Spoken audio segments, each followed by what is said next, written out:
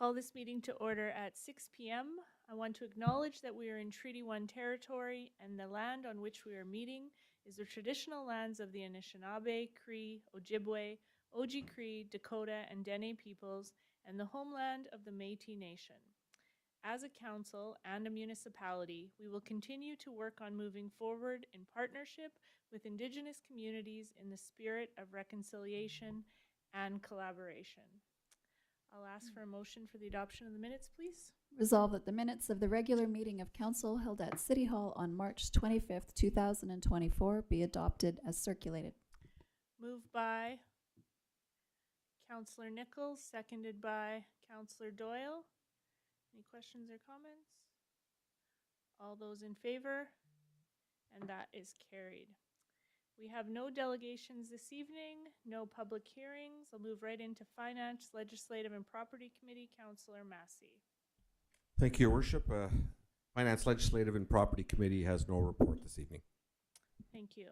City Planning and Economic Development Committee, Councillor Meyer. Thank you, Your Worship. City Planning and Economic Development Committee has nothing to report. Thank you. Community Services Committee, Councillor Espy. Thank you, Your Worship. The Community Services Committee has nothing to report.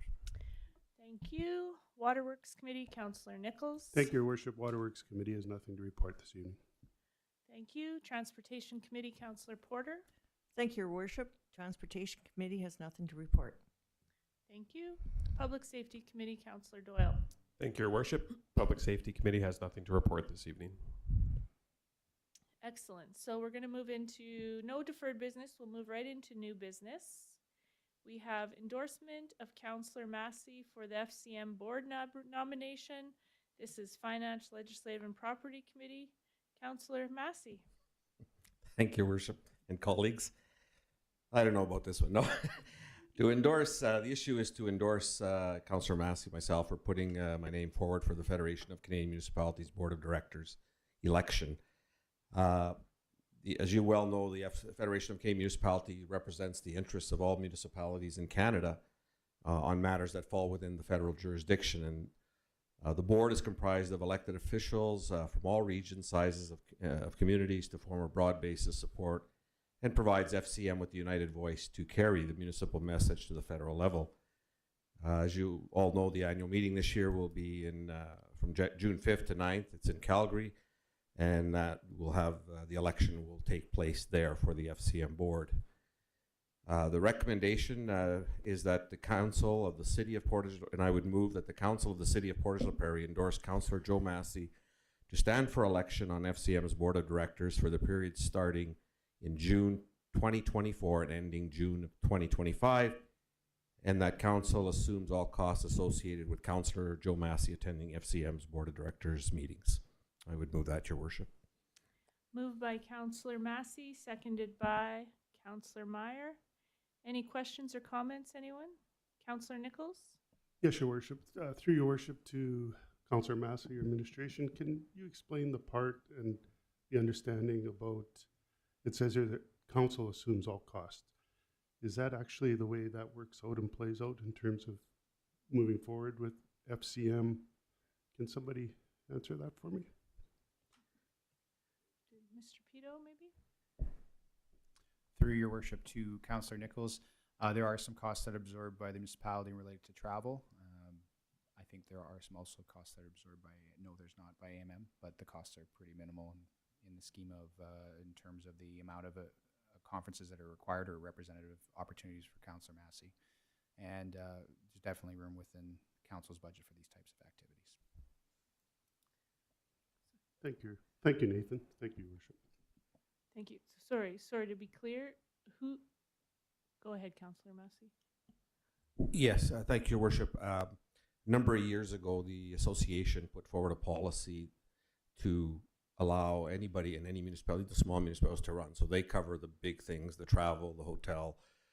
Since I've been on, there has been, this past year, I have not put any expenses into the city because most of it was covered, and then anything minimal, it was not an issue. So I appreciate the question, but there is no cost to the city. But my understanding is the resolution has to be in this format because we can't speak for anybody else. We can only speak for ourselves. So that's why it's in there. But that's where that stands. Thank you, Worship. Thank you, Joe. That explains it to me. Thank you, Councilor Massey. Any other questions or comments? I'll just speak to, I'm happy to put this forward because I feel quite informed about FCM just through you this past year, Councillor Massey, and appreciate it. And I think you represent our province well. The one thing that I would maybe ask you to consider going forward with if you're successful is that maybe they make a 2-year term instead of a 1-year term would make more sense. But anyway, I'm in favor of this. So. All those in favor? And that is carried. Best of luck to you, Councillor Massey. I'm sorry I won't be there to vote for you. Councillor Massey?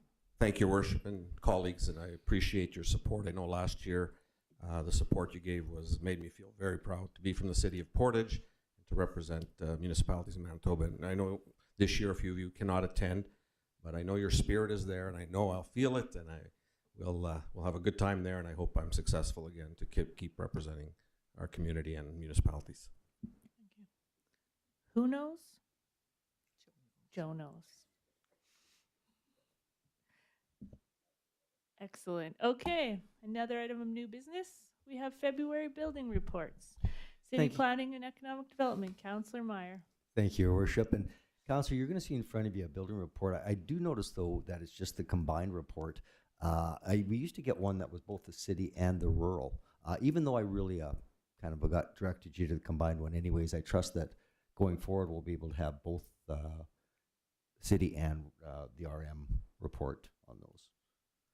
Anyways, that said, that's for future. I do want to just draw your attention. Again, I do get fairly excited when I discuss these.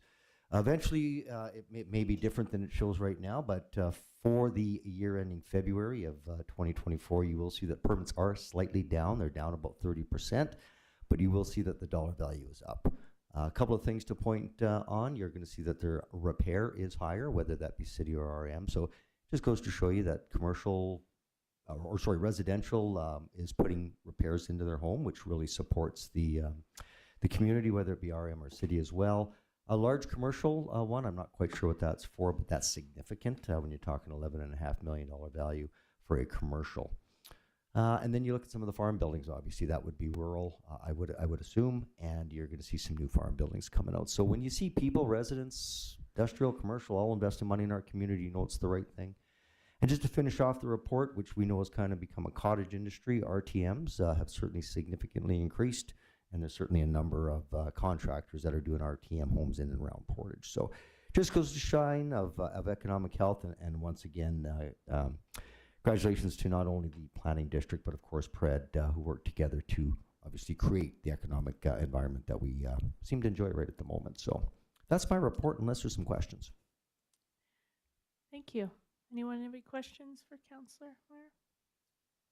And we will look into that second report for our next update. Okay, thank you. We have no items of old business, so we will adjourn council at 6:09 p.m. and we'll move right into committee. I'll call committee to order at 6:09 p.m. Finance, Legislative, and Property Committee, Councillor Massey.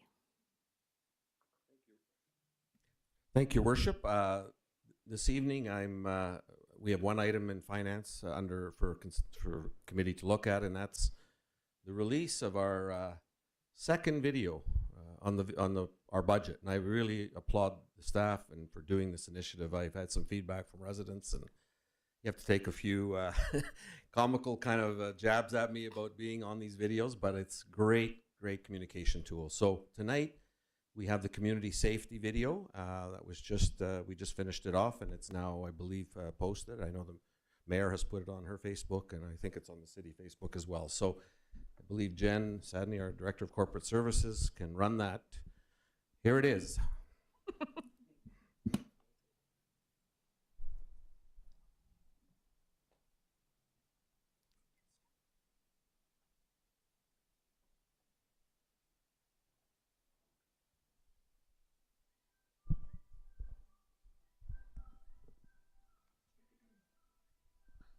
Hi everyone, Joe Massey here, Councillor for the City of Portage la Prairie and Chair of Finance. In February 2024, Council budget plan in our annual budget speech.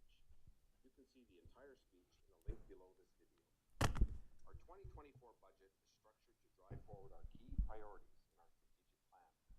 I will be creating other short videos that feature these strategic priorities, but in this video we are going Do to you want to? focus on community safety and well-being. This year we'll see the implementation of a community safety officer program. The intent of this program is to enhance public safety in the community by being a visible presence promoting safety and security during regular foot patrols, reducing the impacts of crime in our community, and improving the city's relationship with our businesses. The CSOs will work cooperatively with the RCMP and other stakeholders, utilizing a collaborative enforcement model.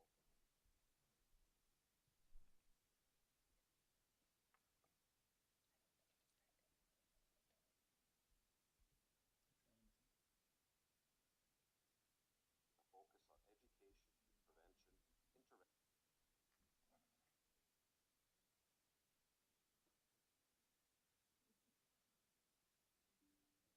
prevention, intervention. We're just having, for those of you watching live, we're just having a little bit of technical difficulty. If you'll just hold on for a moment.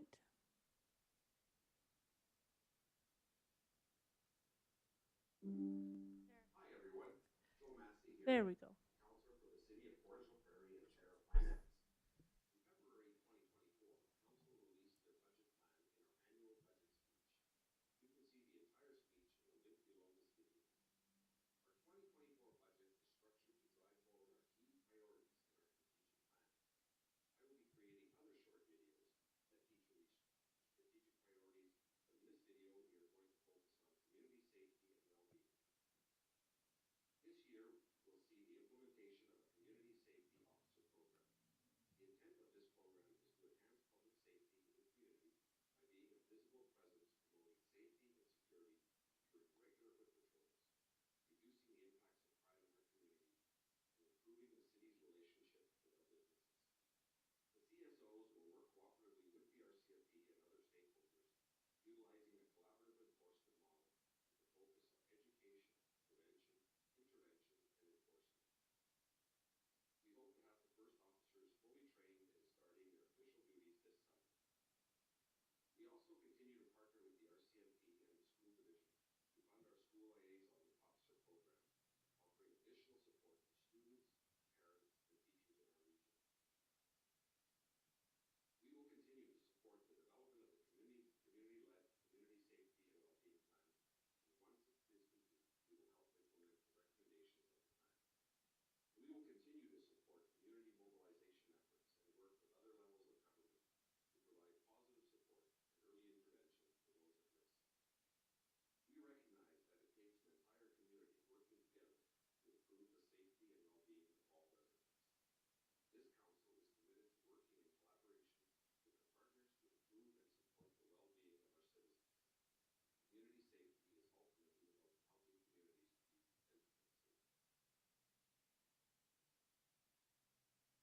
to be and become safer. Thank you. Who knows? Excellent. Excellent job, Councillor Massey. And a big shout out to all of the staff involved in making that video. It's pretty cool to see, and I think you get the message across pretty clearly. So look forward to the next installment. One thing, Your Worship, thanks for a reminder. We do have a couple more coming out. Nathan and I, or City Manager and I, worked on the next one will be on the grants and all the nonprofits and the monies they receive, acknowledging them and the good work they do. And then one on the very difficult policy of education funding and how the impact on the budget. So those are the next two. But again, yes, thank you, Your Worship, for the opportunity to do these videos. Excellent. And that just, we have a meeting next week with the school division. We could ask them to use the video to help promote it. There we go. Awesome. Okay. City Planning and Economic Development Committee, Councillor Meyer. Thank you, Your Worship, and Council, and I trust you've had to read through it. It's an initiative I'm going to bring forward for, if I can find it here. There we go. at next council meeting for a vote, either approve or to not approve the initiative. So what it really is, it falls on the heels of our strategic plan and fits within our priorities as we've aligned them through economic development or sustainable development, community well-being, and housing affordability. The issue is to, as I say, is to either approve it or to not approve it, of course, the next one. But just to talk briefly about it, on the heels of our economic development, council felt important to promoting, of course, infill development to maximize land use efficiency or revitalizing existing neighborhoods, fostering sustainable urban growth, and we felt that maybe there should be some kind of incentivize in order to expedite these infill development projects. So we're putting forward implementing a rebate initiative that will actually refund development fees upon completion of qualifying infill projects throughout our city, and I think we know where those infill spots are. It will be over the next 2 years, and you can see what the objective actually is there, and I think I already discussed how it fills right in with our strategic priority alignment at this point. So I just wanted to kind of go over the policy implementation, Madam Chair, if it's okay with you, because I'm not bringing forward a motion. I'm just discussing it, that I can just maybe bring up just each one quickly, see if council has any questions while we've got all administration and senior administration here as well, and more for, of course, a fact-finding mission if there's anything further with it. So the important thing to pay attention to, council, is the policy implementation, which really, of course, describes the rules, I guess. So the eligibility criteria. So the rebate initiative will apply to infill development projects that are located on previously unused or underutilized land located within existing urban developed area. The land must also have been be previously or currently serviced by the city water, of course, so it already has to have its infrastructure. So I'd like to stop there for just a moment and just see if there's any council member around the table that has any questions, concerns, or questions, or is looking for any further facts on that specific line item. Any questions or comments from anyone? No? Number Carry two, on. Yep. thank you, Madam Worship. Number two, the rebate amount. So upon successful completion of a qualifying infill project, developers will be eligible for a rebate of the actual total development fees paid to the city. One question I have on that is, what are the current development fees right now? Mr. Pito? Through your worship to Councillor Meyer, they can range between $1,000 to $2,500 per unit, and based on what area of the city and what kind of development they are. I do want to mention that we only have development fees of this nature on residential property, not commercial. Commercial is excluded. That's correct. Got it. So is there any questions on the rebate amount? Madam Worship? Questions? Number three, the application process. Developers must submit a completed application form along with all required documentation to the city prior to commencing construction. I believe that's pretty straightforward, but Madam Worship, Any questions or comments? No? Okay, carried forward. Okay, no further discussion on that. Moving on to the verification and approval. If it's approved, city administration will, if this motion is approved or if the initiative is approved, city administration will review each application to ensure that it complies with the eligible criteria and confirm that the project meets all relevant zoning and building regulations. All application approvals will be subject to review by the city manager. Questions or comments? No? Pretty clear? And then disbursement of rebates. Rebates will be dispersed to be eligible developers upon issuance of the final occupancy permit for the completed infill development project, with the caveat when you look farther down that the time period is that the program is eligible for projects where the initial construction permit was applied for after January 1st, but relating to this line item is that full occupancy is granted prior to January 1, 2027. I'm correct in that? Correct. Any questions or comments? No. My only comment is I really appreciate that this is, once occupancy is in place, because I think that is our whole goal of this, is to get more of this happening in our community. So well written. You bet. So then, if I could just ask, just kind of how, obviously it says will be dispersed to eligible developers upon issuance of the final occupancy permit.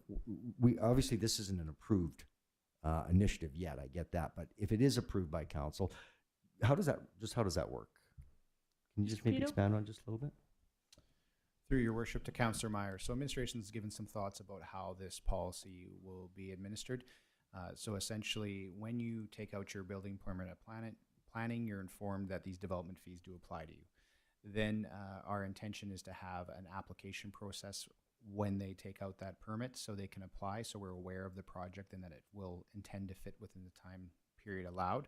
But you also are sent an invoice for those fees as soon as you pull your permit. You are expected to pay those fees up front, and those fees are paid to the city directly, not through planning. And we essentially hold those fees until your project is completed. After your project has been completed, and if it's within the timeline, then we will rebate that.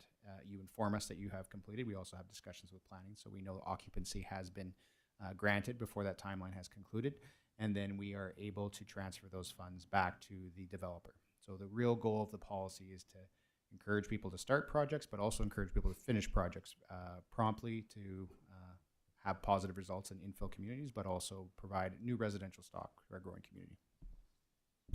Perfect. So if I could just maybe just ask one more follow-up question on that. So if we just put it into perspective, and I know we can discuss it more when the actual motion's on the table next council meeting, but what would that look like for a 12-unit apartment building?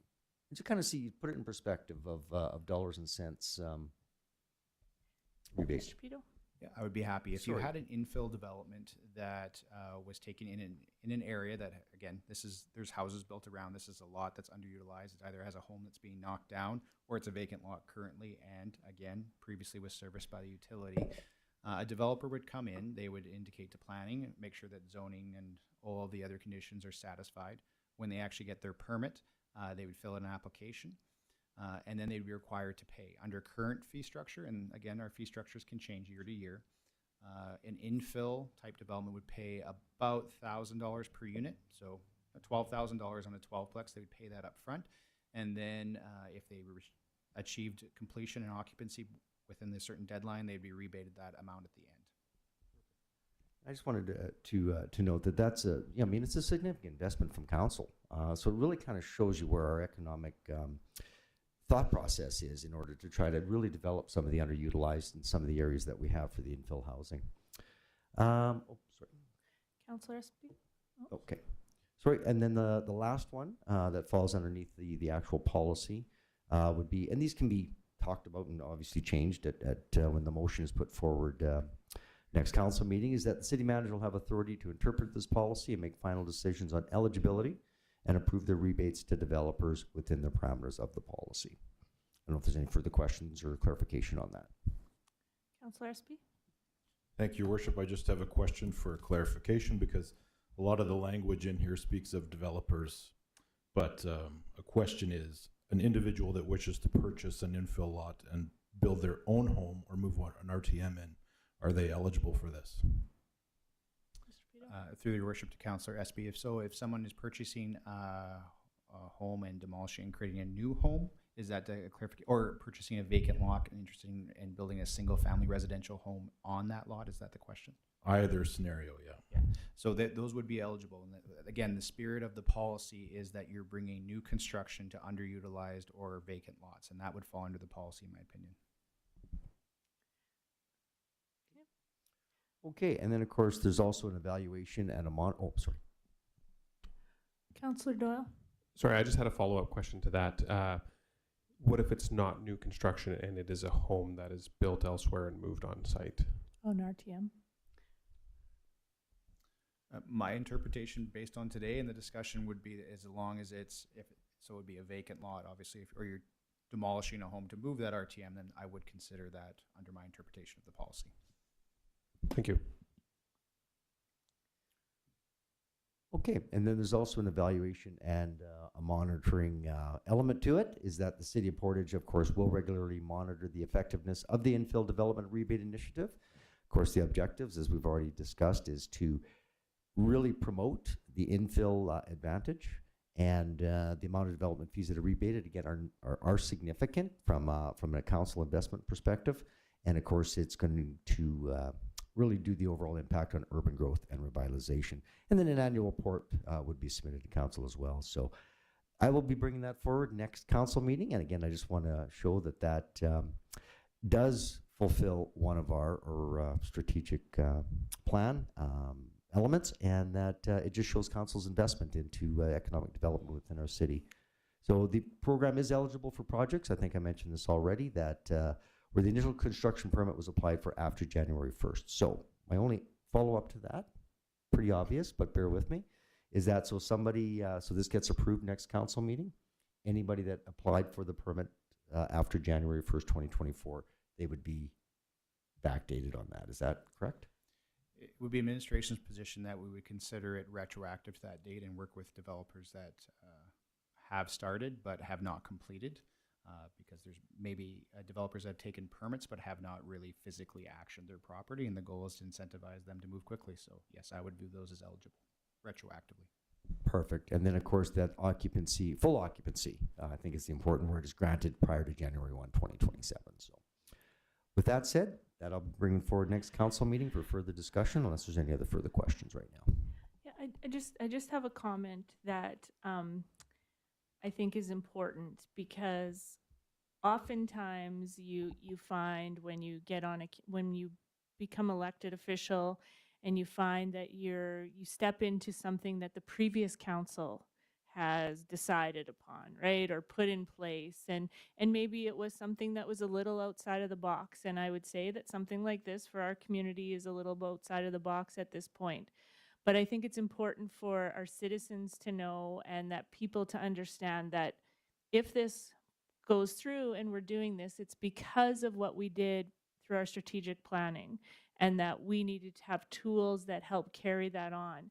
And we've put a time limit on it, so that when this term ends, this pretty much ends with, unless it gets decided to carry on, but that it ends with us, because we're taking that responsibility. So I think at the next meeting, if we decide to move forward with this, it will show how we feel about our strategic direction and how we feel about this community and how we want to move things forward. So I hope everybody gives this lots of consideration over the next few weeks, until when Councillor Meyer brings it back and we look at something that is going to move forward for our city. So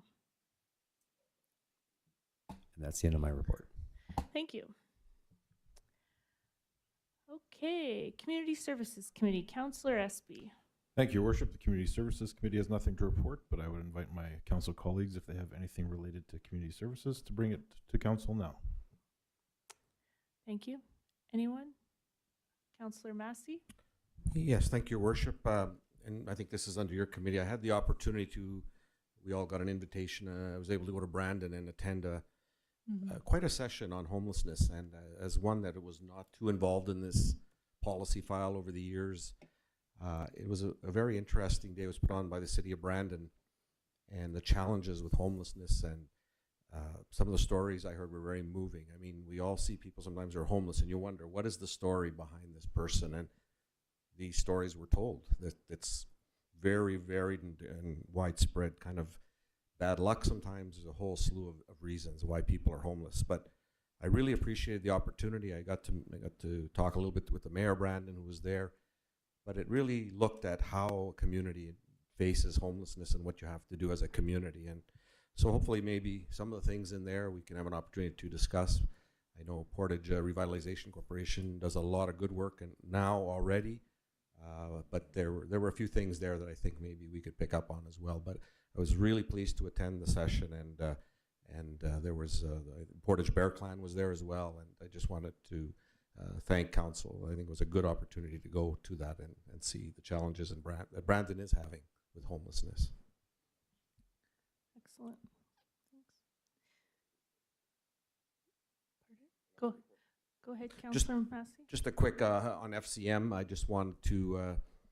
I did speak to the mayor about this as well. This just happened. Some of you may have heard it on the news, but the government has announced a $6 billion home infrastructure program. But the good news, I think, for municipalities is that $1 billion of that has been set aside for municipalities' priorities.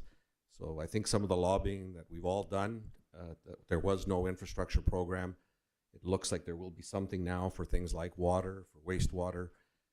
And then the other $5 billion will be a negotiation with the provinces on infrastructure, but it'll be more tied to homes, building homes. And I must say, some of the discussion we just had on the infill, we'll push a lot of buttons on that program. But that'll be a discussion with the province. But right now, we will have a $1 billion fund to tap into over the next year for some of our priorities. So I think some of the lobbying that's been done by all municipalities, including our city, has paid off because we now have some infrastructure funding. And I know this council and the mayor will be very active in getting our fair share of that fund for some of our priorities here in Portage. So it's good news, but a lot of details yet to work out. But you'll hear it all again in the budget on April 16th, but they've announced it already. So just wanted to give council the update.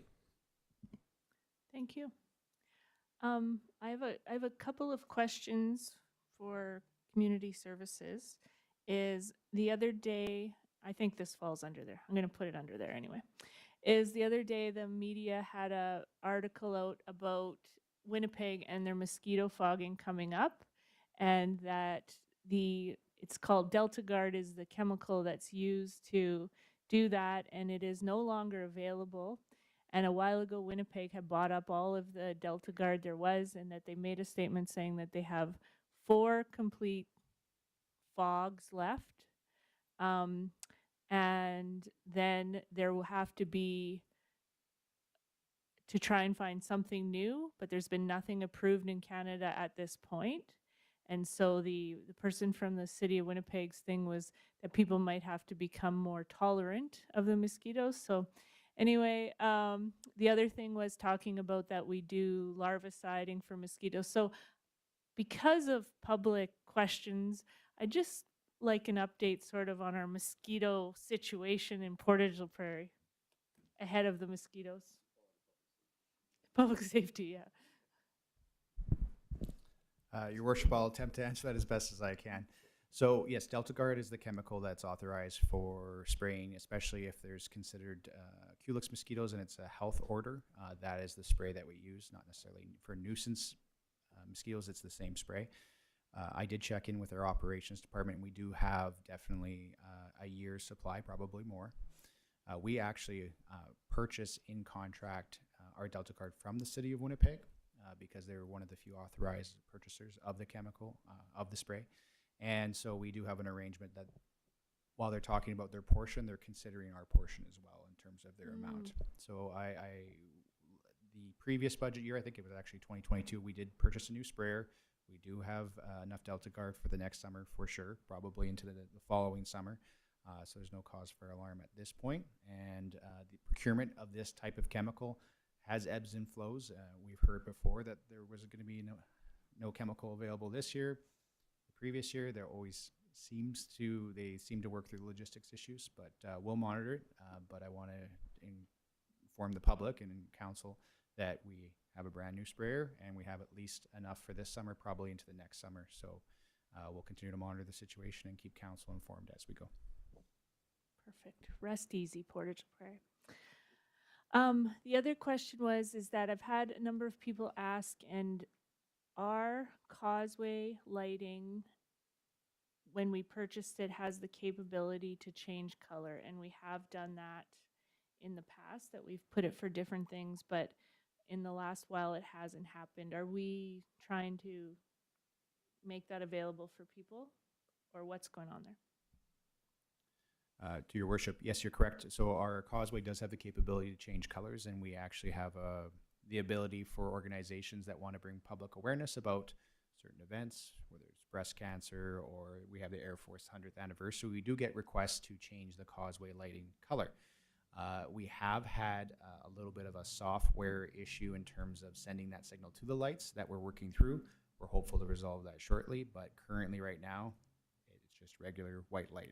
And but we encourage organizations that are looking down the road to change colors for any special events or awareness to still put in those requests, and we will accommodate them as soon as we can.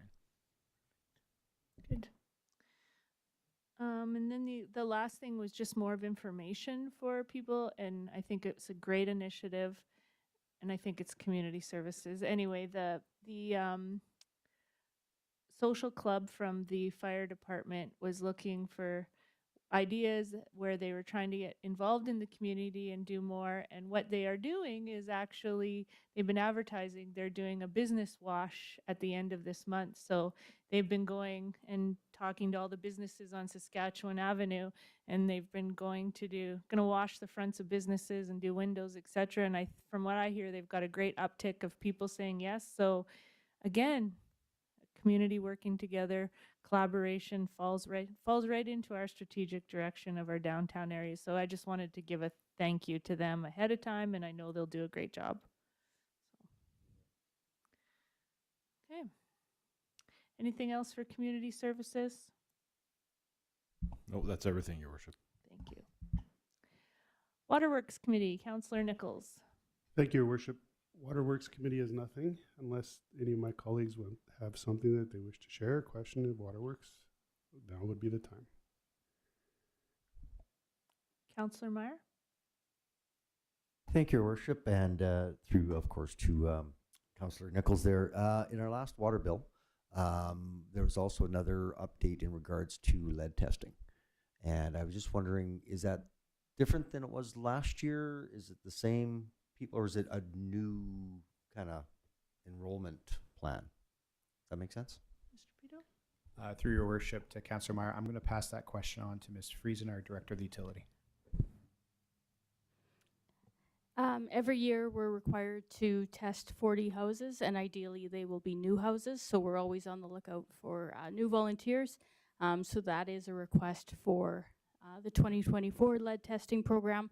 So if someoe's interested in having their home tested to see if lead is present within their home water systems, we're happy to provide them with the sample packages, and they can reach out. There'll be a contact information in there, and we will set that up. Thank you. Thank you. Thank you, Your Worship. That concludes.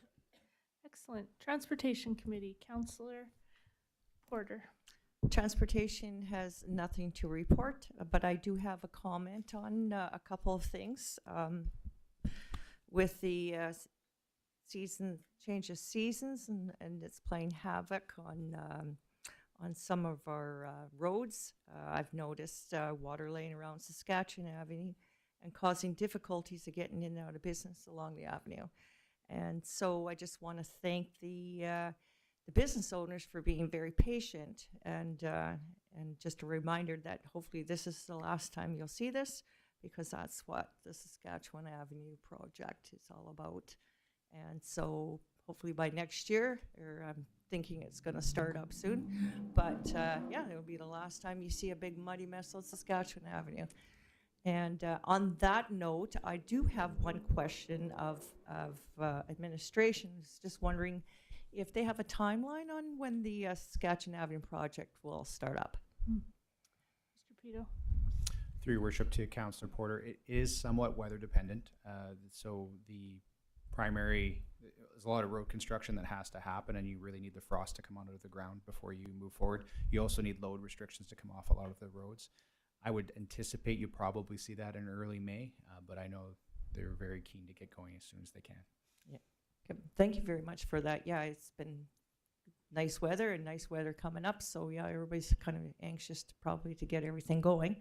But on that note, I do have one other question, and that's about spring cleanup, the collection of the yard waste, or yard collection for your yard, your leaves and stuff like that. When is that collection going to start? Do you have any idea? Through your worship, back to Councillor Porter. This is a question we get as soon as the snow melts and people are very keen to clean their yards. Yard waste collection starts on April 22nd and then follows that cycle. So, okay, thank you very much for that. And that's my report. And if anybody else has any other questions, I invite you to ask. Councillor Meyer. Sorry, it's just more of a follow-up question onto that. And of course, following the yard waste pickup, the street sweepers are out that same cycle as what the garbage cycle used to be. Is that correct? yes, through your worship to Councillor Meyer. So our street sweeping, the ideal goal is that after garbage collection, your street sweeper will follow down the street. Now, that is dependent on priorities, and of course, we're going to be doing a pretty major clear of our main avenue and our main routes, not unlike snow clearing, where we start. And I think everyone's noticing there's a lot of gravel and leftover salt and debris from the winter. So when we start doing residential streets, maybe delayed, but it definitely follow the garbage cycle, and subject to equipment running perfectly as it can, will continue that way. Because of course, once the snow goes, and again, I just want to say congratulations and a big thank you to the city and the operations for their snow clearing this year. I know we've talked about it before, but I'll tell you, you've certainly stepped up, and it's just a great. I've had nothing but really, really, really positive comments on that. So I just had one other follow-up question. Sorry, thank you, Madam Mayor. That's it for right now. I may come back in just a second. Thanks. I just have a funny comment about you saying about the mud in front of the businesses. So when we talk about the Saskatchewan Avenue project and how, you know, people have been put, yesterday I was having a conversation with one of those businesses who is just under a year in that location, and how excited they are that this is the last bit of mud in front. So I was thinking, I can only imagine how the people who've been in business for 40 years over there will be very excited to have no mud in front of their business. This is going to be a great year for us. Councillor Meyer, I gave you time there. Thank you, Madam Mayor.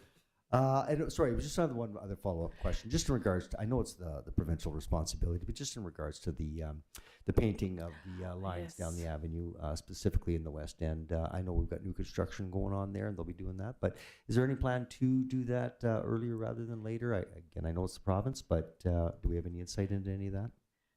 Or could I say, could we request it? Because there was 4 lanes of traffic the other day there, going one way. So especially around Elm Street and out to the mall and back. So yeah. Through your worship to Councillor Meyer, I will inquire with the province.